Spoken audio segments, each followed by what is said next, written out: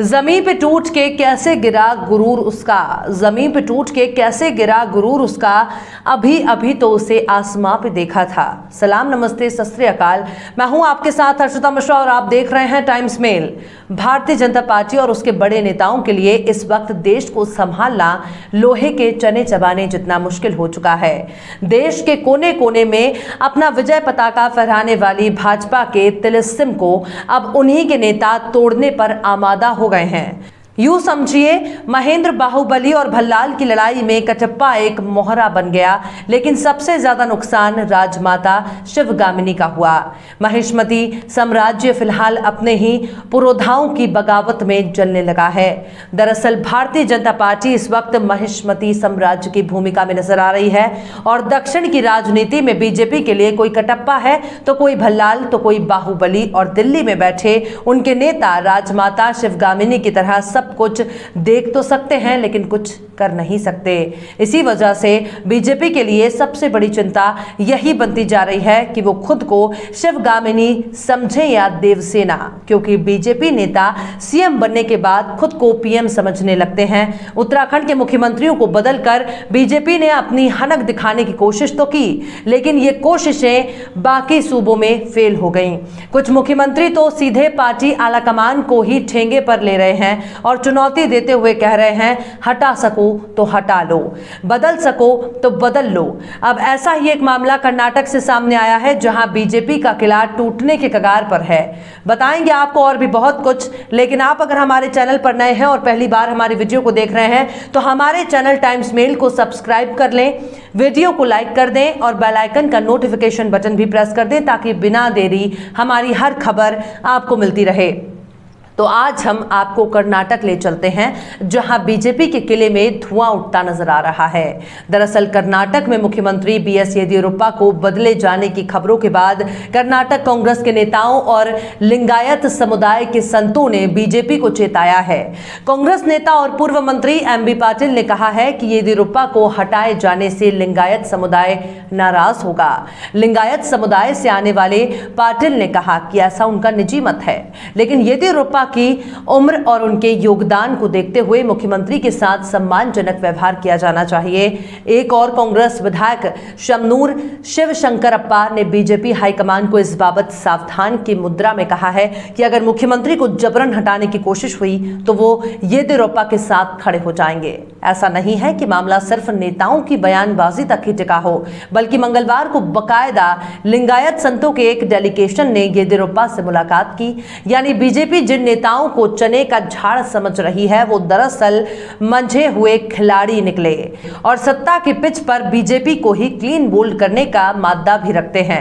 लिंगायत संतों और येदियुरप्पा की मुलाकात के बाद एक बयान भी सामने आया है, जिसमें बीजेपी को चेताया गया है कि अगर येदियुरप्पा को हटाया जाता है तो बीजेपी को इसके गंभीर नतीजे भुगतने पड़ेंगे।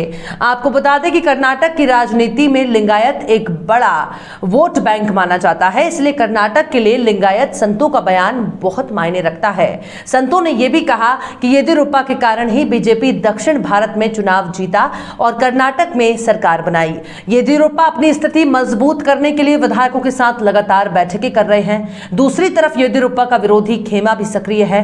दरअसल एक खबर में यह सुनने आई थी कि येदियुरप्पा ने प्रधानमंत्री नरेंद्र मोदी से मुलाकात के दौरान मुख्यमंत्री के तौर पर इस्तीफे की पेशकश की। इस खबर के बाद मंगलवार को बेंगलुरु में लिंगायत मठों के प्रमुखों से बीएस येदियुरप्पा की मुलाकात हुई, जो बीजेपी आलाकमान की चिंता का सबब बनता जा रहा है। लिंगायतों के पंचपीठ का कमोबेश समर्थन येदियुरप्पा के साथ है और उन्होंने साफ चेतावनी दी है कि अगर येदियुरप्पा को हटाया गया तो बीजेपी को इसके बुरे नतीजे भुगतने होंगे। रंभापुरी पीठ के जगत गुरु डॉक्टर वीर सोमेश्वरा ने कहा है कि बीएस येदियुरप्पा मुख्यमंत्री के तौर पर अपना कार्यकाल पूरा करेंगे। मुझे पूरा भरोसा है अगर कुछ उलटफेर लिया गया तो पार्टी का खामियाजा भुगतना पड़ेगा। आपको हम बता दें कि कर्नाटक में नेतृत्व परिवर्तन की चर्चाओं ने एक बार फिर जोर पकड़ा है। बीते शुक्रवार को मुख्यमंत्री बीएस येदियुरप्पा ने पीएम नरेंद्र मोदी से मुलाकात की, जिसके बाद येदियुरप्पा शनिवार को बीजेपी अध्यक्ष जेपी नड्डा, गृह मंत्री अमित शाह, रक्षा मंत्री राजनाथ सिंह से भी मिले, जिसके बाद मीडिया में ऐसी चर्चा तेज हो गई है कि येदियुरप्पा अपने पद से इस्तीफा देने वाले हैं और बीजेपी हाईकमान नए मुख्यमंत्री का नाम तय कर रहा है। इन तमाम दावों में कितनी हकीकत है और कितना फसाना, ये तो बीजेपी और येदियुरप्पा ही जाने।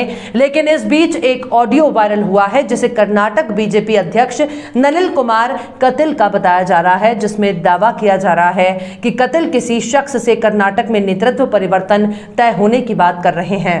येदियुरप्पा की लिंगायत समुदाय का सबसे बड़े और रसूखदार नेता माने जाते हैं। कर्नाटक में लिंगायत समुदाय की आबादी 17% है। 224 सीटों वाले कर्नाटक में तकरीबन 100 विधानसभा सीटों पर लिंगायत वोटरों का दबदबा है। माना जाता है कि येदियुरप्पा की वजह से ही लिंगायत समुदाय के ज्यादातर लोग बीजेपी का समर्थन करते हैं। लिंगायत समुदाय के तमाम बड़े बड़े मठाधीश और संत भी येदियुरप्पा का खुलकर समर्थन करते हैं।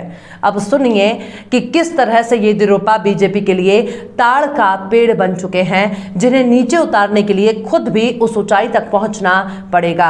अगर बीजेपी चढ़ने में कामयाब भी हो जाए तो बीजेपी येदियुरप्पा के कदमों से नीचे ही नजर आएगी।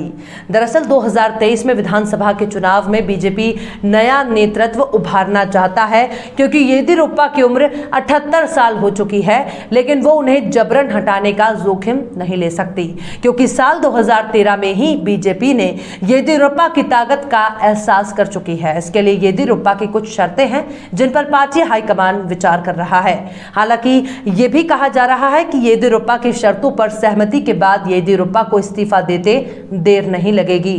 दरअसल येदियुरप्पा की शर्त है कि उनके दोनों बेटों BY विजेंद्र और BY राघवेंद्र को केंद्र सरकार में बेहतर जगह दी जाए।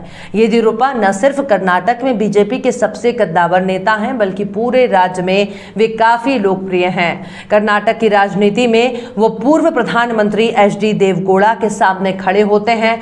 येदियुरप्पा किसान नेता भी हैं और वो किसानों के बीच भी काफी लोकप्रिय हैं। साल 2008 के चुनाव में येदियुरप्पा के नेतृत्व में बीजेपी ने शानदार जीत हासिल की थी, लेकिन भ्रष्टाचार के आरोपों की वजह से उन्हें अगस्त 2011 में पद से इस्तीफा देना पड़ा, जिसके बाद येदियुरप्पा भी बीजेपी से नाराज हो गए थे। उस वक्त येदियुरप्पा ने कर्नाटक जनता पक्ष नाम से पार्टी बनाकर बीजेपी को घुटने ला दिया। इसी वजह से 2013 के विधानसभा चुनाव में बीजेपी को सत्ता से बाहर का रास्ता देखना पड़ा था। अब बीजेपी भी इस बात को जानती है कि अगर येदियुरप्पा को मुख्यमंत्री के पद से हटने पर मजबूर किया गया तो बीजेपी के लिए येदियुरप्पा फिल्म बाहुबली के कटप्पा साबित ना हो जाएं, जो माता महिष्मती के साम्राज्य की ईंट से ईंट बजाने की ताकत रखता है। बीजेपी नेतृत्व को भी इस बात का डर है कि यदि येदियुरप्पा को दबाव डालकर हटाया गया और वो नाराज हो गए तो न सिर्फ लिंगायत समुदाय के लोग बल्कि किसान भी बीजेपी से दूर हो सकते हैं। यही वजह है कि बीजेपी नेतृत्व येदियुरप्पा से सिर्फ गुजारिश से ज्यादा कुछ नहीं कर सकता है और जोर जबरदस्ती करना तो दूर का ख्वाब है। 2014 के लोकसभा चुनाव के दौरान बीजेपी आला कमान को येदियुरप्पा के सामने झुककर उन्हें पार्टी में वापस लाना पड़ा था। कर्नाटक में कांग्रेस JDS की सरकार गिराकर बीजेपी की सरकार बनाने का क्रेडिट भी येदियुरप्पा को ही जाता है। इसलिए बीजेपी येदियुरप्पा को नाराज करने का जोखिम नहीं ले सकती। उन्हें उनकी मर्जी के बिना हटाने से पार्टी को भारी नुकसान उठाना पड़ सकता है और ये भी हो सकता है कि दक्षिण भारत की राजनीति से बीजेपी का सफाया हो जाए। अजहर इनायती ने भी क्या खूब फरमाया है, संभल के चलने का सारा गुरूर टूट गया। संभल के चलने का सारा गुरूर टूट गया, एक ऐसी बात कही उसने लड़खड़ाते हुए। फिलहाल इस वीडियो में बस इतना ही। ये वीडियो आपको कैसा लगा कमेंट बॉक्स में आप जरूर बताएं। वीडियो पसंद आए तो लाइक करें। हमारे वीडियो लिंक को फेसबुक, ट्विटर, व्हाट्सएप पर अपने रिश्तेदारों, यार दोस्तों को भी शेयर करें और बेबाक, निष्पक्ष, स्वतंत्र पत्रकारिता को सपोर्ट करने के लिए आप हमारे यूट्यूब चैनल टाइम्स मेल को जरूर सब्सक्राइब करें और बेल आइकन की घंटी वाली बटन भी जरूर दबा दें, ताकि आपको हमारे आने वाले नए वीडियो की नोटिफिकेशन फौरन ही मिल जाए। फिर मिलते हैं किसी और वीडियो में एक नई खबर के साथ। हर्षिता मिश्रा को दीजिए इजाजत। जय हिंद।